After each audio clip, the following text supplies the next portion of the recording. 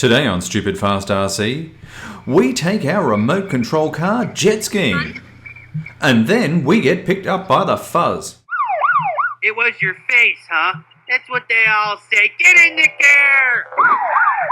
Then Mum said, if you're bored, why don't you go jump in the river? Hell yeah, great idea.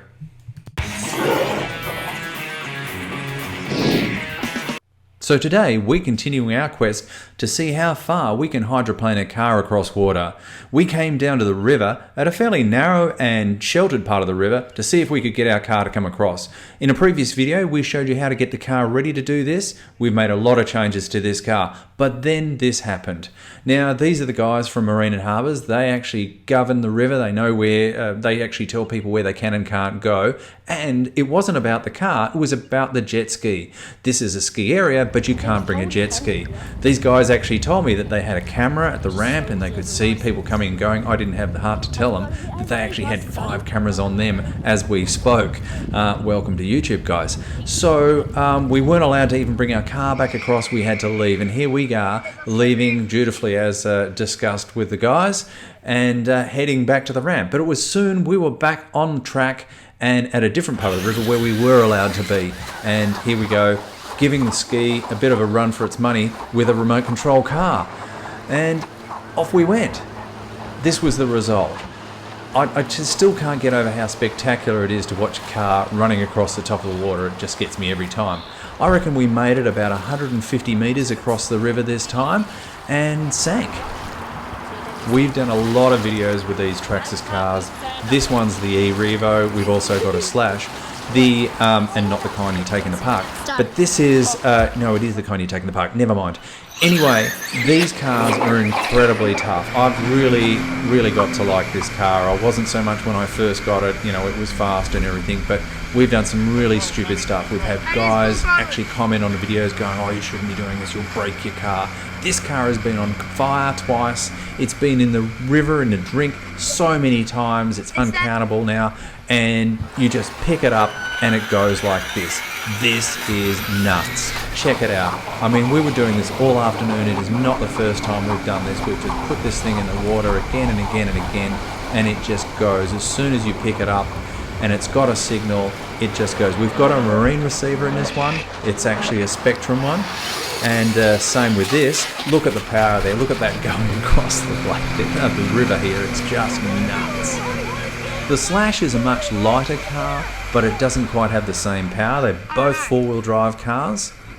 These cars have got extra foam flotation placed inside the tops of these lids or the body underneath there to keep them afloat. We float tested these cars before we put them in here.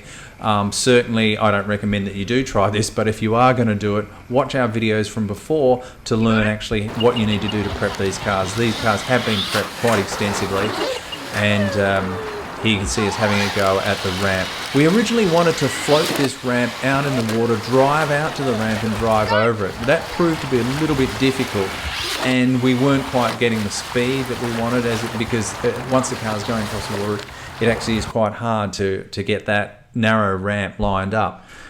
So we thought we'd cheat a little bit and just stick the ramp floating on the edge of the sand there. You can see the flotation sitting in the front of it, and the ramp actually floated quite well. Now, I don't know if this is a first, but I certainly haven't seen anyone do anything quite this stupid before with an RC, and I'm hoping we've got a bit of a first here. Once again, this car just keeps going. Look at that. Tom's actually thrown the car. There is just no stopping these things. They're amazing. Look at that, just wheelie straight up the sand after being in fully immersed in the water, and there it is. There it goes again. Look at that, he's thrown it and it's just pulled straight out of the water. That is nuts. These cars are tough. I mean, that is just crazy stuff. At this stage, the Revo, we had a couple of goes with the E-Revo. I actually worked out later on when I took these cars home that the Revo had managed to get a little bit of water inside the receiver, and at this stage it was, you just see it just then, it just kind of stopped a little bit. It wasn't always doing what we expect to do. That was just more rubbish driving than actually the car's fault, I think, but it's hard to tell at this stage because the steering was giving out a little bit. In one of my previous videos we actually show you how to seal off the receiver box and put some sort of absorbent material in there. The Revo hadn't had that done because there wasn't enough room in the receiver box. Whereas with the Slash, we managed to get that in there, and that kept the receiver completely dry. It was such a good little trick. Bit of silicone, a bit of Glad wrap, and the absorbent material plugged all in there at once, kept it completely dry and kept it running. Even here, the Revo had a bit of water in there, a bit of moisture, but it just kept going. Now, a big shout out to the HobbyTech guys. Thanks for the support. Thanks for lending us gear. Thanks for laughing at us. Also, a big shout out to Josh, our cameraman and stunt coordinator. I'll see you next time on Stupid Fast RC, and thanks for watching.